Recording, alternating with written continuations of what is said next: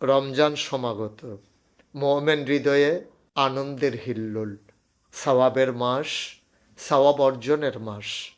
এই রমজান মাসকে সামনে রেখে আমরা আল্লাহ তাবারক ওয়া তাআলা কোরআনুল কারীমে যেভাবে বলে দিয়েছেন, ইয়া আইয়ুহাল্লাযীনা আমানু কুতিবা আলাইকুমুস সিয়াম কামা কুতিবা আলাল্লাযীনা মিন ক্বাবলিকুম লাআল্লাকুম তাত্তাকুন।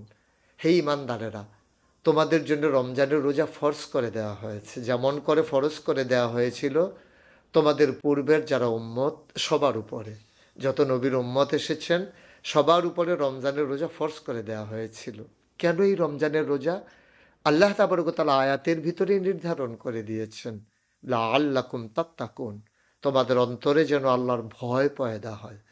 আল্লাহ তাবারক ওয়া তাআলা তার প্রতি ভয় পয়দা করে দেওয়ার জন্যে এবং আল্লাহর দিন অবিচলভাবে মেনে নেওয়ার জন্যেই এ রমজানের রোজা ফরজ করে দিয়েছেন। আমাদের দেশে দেখা গেছে এই রমজান আসলে অধিকাংশ মানুষ রমজান থেকে গাফেল হয়ে যায়। সিয়াম সাধনায় আমরা নিজেকে নিবেদিত প্রাণ করে নিতে পারি না, কিন্তু এটা যে আমাদের জন্য কত লাভজনক। চিকিৎসা বিজ্ঞান বলেন, আপনি বর্তমান জমানায় মানুষ নানানভাবে আর্থসামাজিক প্রেক্ষাপট থেকে শুরু করে সকল জায়গায় বিবেচনা করে দেখেছে রমজান মানুষকে পারফেক্ট প্র্যাকটিসিং মুসলিমে পরিণত করে দেওয়ার জন্যে রমজানের বিশাল ভূমিকা। আপনি অভাবী মানুষের অভাব আলোচনা করে করে বুঝবেন, আর নিজেই যখন আপনি খিদায় নিপতিত হবেন, সারা দিন যখন না খেয়ে থাকবেন, আল্লাহ যেন আপনাকে বোঝাতে চান এটাই, আমার বান্দারা যারা খায় না, যারা খেতে পায় না, তোমরা যে তাদের পাশে দাঁড়াও না, একদিন না খেয়ে দেখো তো কেমন লাগে। এই অনুভূতি তৈরি করে দেওয়ার জন্যেই আল্লাহ তাবারক ওয়া তাআলা আমাদের উপরে রোজা ফরজ করে দিয়েছেন। আমরা এই সিয়াম সাধনার মাধ্যমে সুবহি সাদেক থেকে শুরু করে ইফতারের মুহূর্ত পর্যন্ত আমরা যখন খিদায় কাতর হয়ে পড়ি, পিপাসায় যখন তৃষ্ণার্ত হয়ে পড়ি, তখন আমরা বুঝতে পারি খিদার জ্বালা কত জ্বালা। রমজান উপলক্ষে এই রোজা রাখতে গিয়ে যদি আমাদের এমন কষ্ট হয় যে মানুষগুলো 12 মাস দুমুঠো খাবার পেতে পারে না ঠিক সময়ে, যে মানুষগুলো তৃষ্ণায় পিপাসার্ত হয়ে পানিও পায় না সময় মতো, এ মানুষগুলোর জন্য কত যে কষ্ট, কত যে বেদনাদায়ক, আপনি তা বুঝবেন না। রমজান তা বোঝাতে এসেছে। রমজান যেন আমাদেরকে জানিয়ে দিতে এসেছে, তুমি রোজা রেখে যেমন করে কষ্ট পাও, তোমার পাশের ভাই অভাবী মানুষটা রোজা না রেখে সারাটা বছর দুবেলা না খেতে পেরে তার চাইতে বেশি কষ্ট পায়। সুতরাং এ রমজান যেন আমাদেরকে তাই শিখিয়ে দিচ্ছে। যেমন করে সওয়াবের বার্তা নিয়ে এসেছে, আল্লাহ রসুল সাল্লাল্লাহু আলাইহি সাল্লাম জানিয়ে দিলেন হাদিসে কুদসি, যা সাউমুলি ও আনা আজজি বিহি। আল্লাহ নিজেই জানিয়ে দিয়েছেন রমজান হচ্ছে শুধু আমার জন্যে, আর এর বিনিময় স্বয়ং আমি আল্লাহ হয়ে যাব।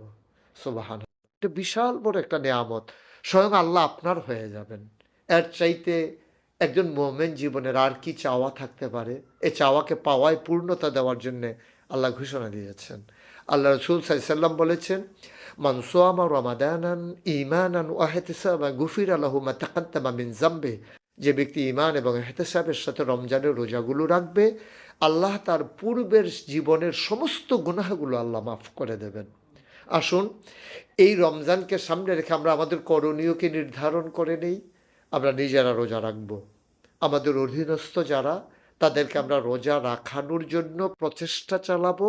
কোনো কোনো ক্ষেত্রে আমরা বাধ্য করব যেন তারা রোজা রাখতে বাধ্য হয়। এ গেল ব্যক্তি এবং পারিবারিক জীবন। সমাজ জীবনে আমরা সমাজে দিনের বেলা হোটেল রেস্তোরাঁগুলো যেন খোলা না থাকে, এ ব্যাপারে আমরা এনশিওর করব। আমরা যুব সমাজ প্রয়োজনে রমজান কেন্দ্রিক কমিটি করে নেব। কেউ যদি দোকানপাট খোলা রাখতে চায় তাকে বুঝিয়ে বলবো, বুঝিয়ে না বোঝানোর পরেও সে যদি না বুঝে, আমরা আইনের আশ্রয় নেব, পুলিশ প্রশাসনকে আমরা অবহিত করব। ওনাদের সহযোগিতা নিয়ে আমরা এই সমাজটাকে সুন্দর একটা সমাজ বিনির্মাণে ভূমিকা রাখব। যেন, যেহেতু বাংলাদেশে শতকরা 92 জন লোক মুসলমান, এমন না যে অমুসলিমরা খাওয়ার জন্যে দোকানে আসতে হবে। ওরা ওদের মতো করে খাবে, ওদের তো আর রোজা নাই। কিন্তু এর মানে এই অমুসলিমদের অজুহাত দিয়ে আমরা এই মুসলমানদের সমাজে দোকানপাট খোলা রাখবো, পর্দাটা নিয়ে খাবো, এটা সম্পূর্ণ রোজার সাথে মর্যাদার সাথে অবমাননা কর। এটা প্রকৃত অর্থেই বেহায়াপনা। এই বেহাপনায় লিপ্ত হতে দেওয়া যাবে না। গান বাদ্য বিভিন্ন সাংস্কৃতিক অনুষ্ঠানের নামে যেগুলো অপসংস্কৃতি, এর সয়লাভ রমজান থেকে আমরা শুরু করে দেই। আমরা এখানে এটাকে আর বাড়তে দেব না, হতে দেব না।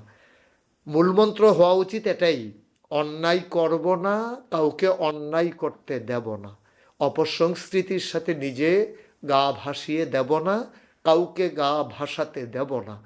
আমরা পরিবারে, আমরা যারা পরিবারের সদস্য, ইফতারের সময়, সেহরির সময় আমরা তাদেরকে সহযোগিতা করতে পারি, এই কাজগুলো আমরা করব। পাশাপাশি আমরা ছোট বাচ্চাদেরকে উদ্বুদ্ধ করব এবং তাদেরকে চাপ দেব না, কিন্তু রোজার যে গুরুত্ব তাদের সামনে তুলে ধরব। এতে করে আমাদের ভবিষ্যৎ প্রজন্ম রোজার ক্ষেত্রে তাদের উৎসাহ উদ্দীপনা ব্যাপকভাবে বৃদ্ধি পাবে। খেয়াল রাখতে হবে ছোট বাচ্চারা রোজা রাখতে গিয়ে যেন অসুস্থ হয়ে না পড়ে, এদিকে আমরা সজাগ দৃষ্টি রাখবো ইনশাআল্লাহ। সবাই সমানভাবে আমরা তাদেরকে উদ্বুদ্ধ করার পাশাপাশি আমরা খেয়াল রাখবো যেন তাদের এটা নিয়ে কোনো সমস্যা না হয়ে যায়। অতি অসুস্থ রোগী যারা, আমরা যেহেতু আল্লাহর বিধান আছে তাদের ক্ষেত্রে ফেদিয়া প্রদান করব। আমরা তাদেরকে বাধ্য করব না। তারা উৎসাহ উদ্দীপনা নিয়ে রাখতে চাইলেও আমরা বুঝিয়ে বুঝিয়ে বলবো রোজা ভেঙে নেওয়াটাই তার জন্য জরুরি। কারণ কোনো একটা অ্যাক্সিডেন্ট হয়ে গেল, তিনি অ্যাক্সিডেন্ট করে ফেললেন, তিনি বেহুশ হয়ে গেলেন, তিনি মৃত্যুর মুখে পতিত হলেন। ইসলাম এত কঠিন কোনো জিনিস নয়, তার জন্য বিকল্প ব্যবস্থা আল্লাহ তাবারক ওয়া তাআলা দিয়ে দিয়েছেন। আসুন, নতুন বাংলাদেশে যেমন করে সবাই মিলে রাজনৈতিক নেতৃবৃন্দ একীভূত হয়েছেন, আমরা কাগজে পত্রে নয়, প্রকৃত অর্থেই সোনার বাংলা নির্মাণ করতে চাই। আর এই সময়ে রমজানুল মুবারকের রোজাগুলো মনে হচ্ছে যেন আল্লাহর পক্ষ থেকে শুরুতেই আমাদের জন্য বিশাল এক ট্রেনিংয়ের ব্যবস্থা। আমরা যে কথায় বলেছিলাম সোনার বাংলা তৈরি করব, আমরা কি পারবো? আর পারার জন্যেই আল্লাহ যেন একেবারে সামনাসামনি করে দিয়েছেন এই সিয়াম সাধনাকে। আমরা যদি এখানে সাকসেসফুল হই, আমরা যদি এই রমজানকে কেন্দ্র করে আমাদের নিজেদেরকে প্রস্তুতি নিতে পারি, তাহলে সামনের এক বছরকে আমরা সেই তাকওয়ার ভিত্তিতে, পরহেজগারির ভিত্তিতে আমরা সমাজকে সাজিয়ে নিতে পারবো ইনশাআল্লাহ। নতুন বাংলাদেশ বিনির্মাণের স্বপ্ন দেখছে অজপাড়াগাঁয়ের মানুষ থেকে, সে নিবৃত পল্লীর মানুষ থেকে রাজধানীর বড় বড় মানুষগুলো। এভাবে আর কতদিন? আসুন না ঝেড়ে উঠে দাঁড়াই, আর মোড় ভেঙে আমরা সবাই মিলে জেগে উঠি, জাগিয়ে দেই সবাই মিলে কুল্লুকুম রাইন ওয়া কুল্লুকুম মাসউলুন আন রায়াতিহি। আমরা সবাই রাখাল, আসুন সবাই রাখালের ভূমিকা পালন করি। যেখানে অন্যায় সেখানে আমরা দাঁড়াবো দৃঢ়তার সাথে, অবিচল আস্থা নিয়ে, অটল পাহাড়ের মতো। অন্যায়ের কাছে মাথা নত করবে না বাংলাদেশের মানুষ।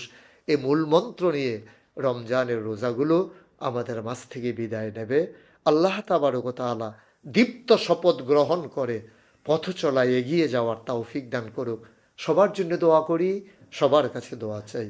আসসালামু আলাইকুম ওয়া রাহমাতুল্লাহি ওয়া বারাকাতুহু।